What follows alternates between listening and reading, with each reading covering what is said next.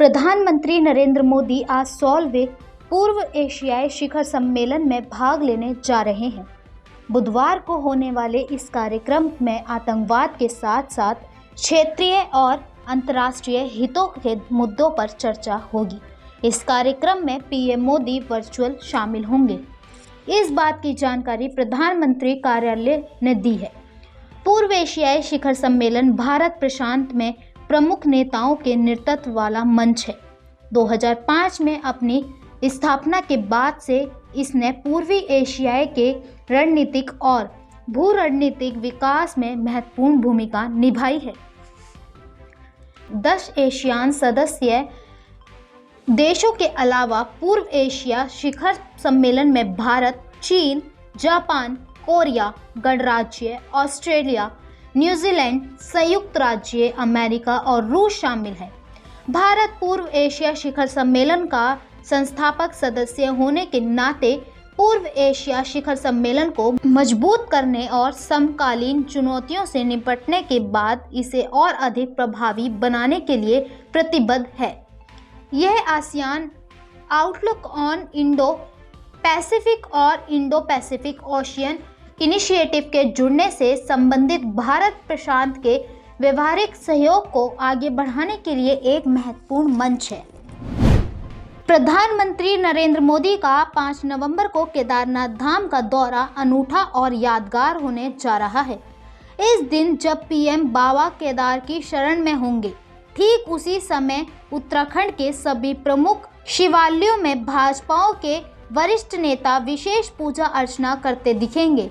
एक ही दिन में एक ही समय पर केदारधाम से देश के 11 अन्य ज्योतिर्लिंग और उत्तराखंड के सभी शिव धामों को वर्चुअल जोड़ने की योजना है।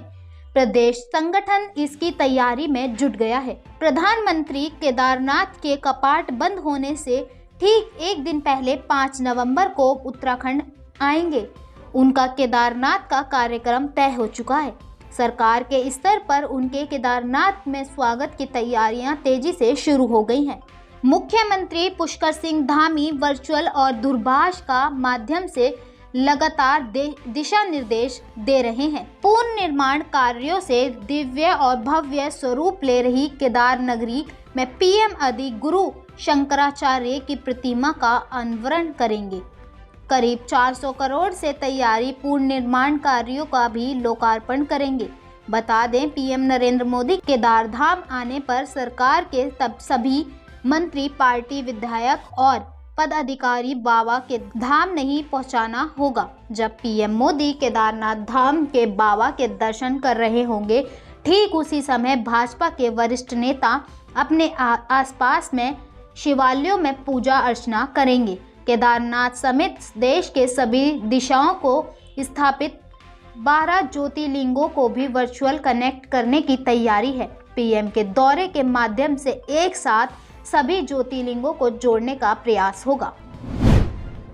कैप्टन के पूर्व मुख्यमंत्री कैप्टन अमरिंदर सिंह नई पार्टी के साथ ही अगले विधानसभा चुनावों में उतरेंगे। हालांकि बुधवार को भी उन्होंने पार्टी के नाम एक ऐलान नहीं किया। कैप्टन ने कहा कि पार्टी के नाम की घोषणा भी जल्द की जाएगी।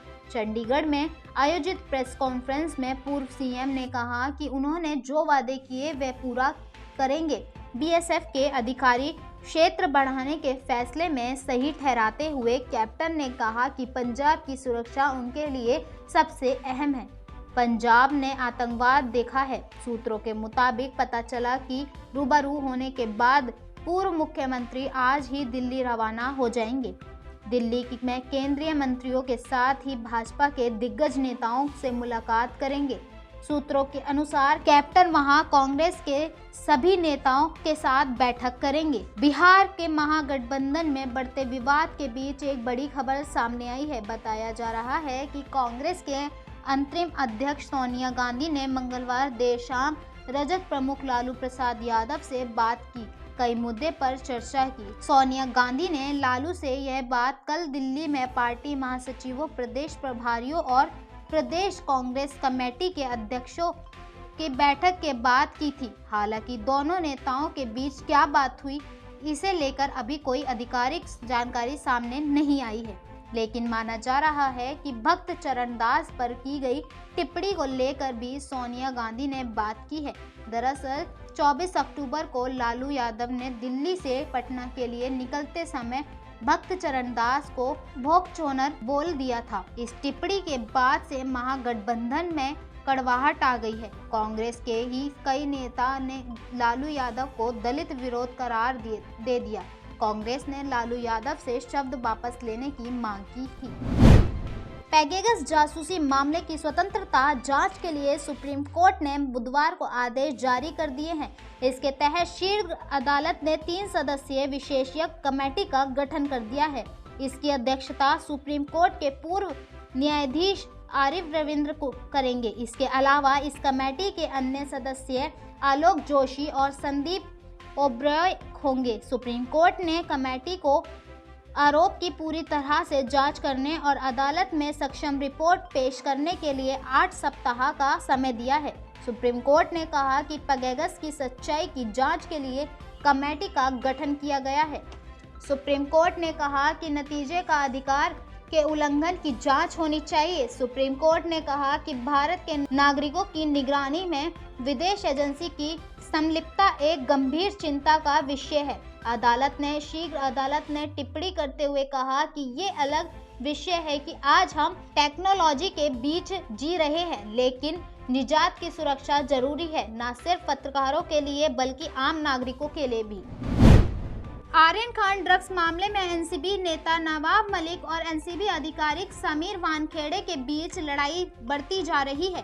अब नवाब मलिक ने प्रेस कॉन्फ्रेंस कर समीर वानखेड़े पर नया आरोप लगाया है। मलिक ने कहा कि क्रूज पर वानखेड़े साहब की एक दाढ़ी वाला दोस्त भी मौजूद था। वह अपनी महबूबा के साथ नाच रहा था।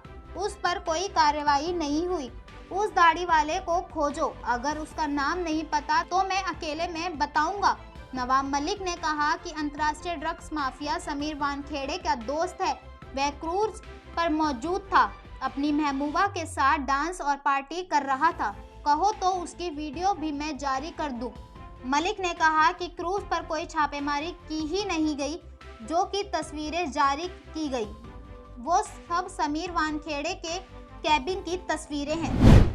राजस्थान के भरतपुर, बीकानेर, हनुमानगढ़, सवाई माधोपुर, अजमेर व अन्य जिलों में आज इंटरनेट सेवाएं पूरी तरह से बंदित रहेंगी। इन जिलों में राजस्थान लोक सेवा आयोग की आज यानी बुधवार को होने वाली परीक्षा के मद्देनजर इंटरनेट सेवा को पूरी तरह बंद कर दिया गया है। प्रशासन की ओर से ये कदम परीक्षा के दौरान सुरक्षा व्यवस्थाएं बनाए रखने को और नकल पर पूर्ण रोक लगाने के लिए किया गया है। हालांकि पाबंदी वाले जेलों में ब्रॉडबैंड लीज लाइन के द्वारा इंटरनेट सेवा का प्रयोग किया जा सकता है। प्रशासन का कहना है कि व्हाट्सएप और फेसबुक जैसी कई सोशल मीडिया साइट्स के जरिए नकल की संभावना बनी रहती है, इसलिए इसे पूरी तरह से बैन लगाया गया है।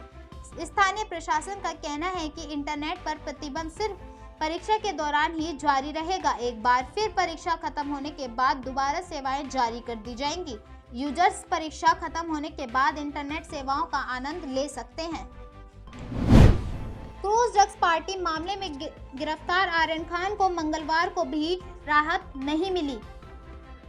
अब हाई कोर्ट में उनकी जमानत अर्जी पर सुनवाई बुधवार को होगी। आर्यन की ओर से पैरवी करते हुए पूर्वी अटॉर्नी जनरल मुकुल रोहतगी ने कहा, आर्यन के खिलाफ ठोस सबूत एनसीबी के पास नहीं है।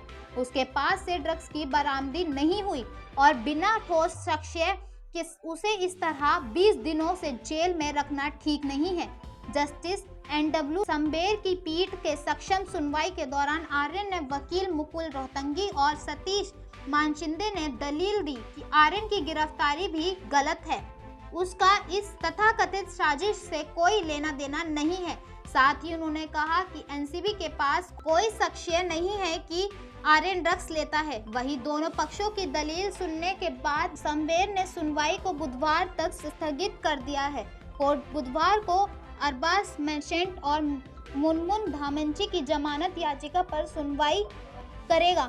साथ ही एनसीबी की ओर से पेश अतिरिक्त सॉलिसिटर जनरल अनिल सिंह की दलीलें सुनेगा।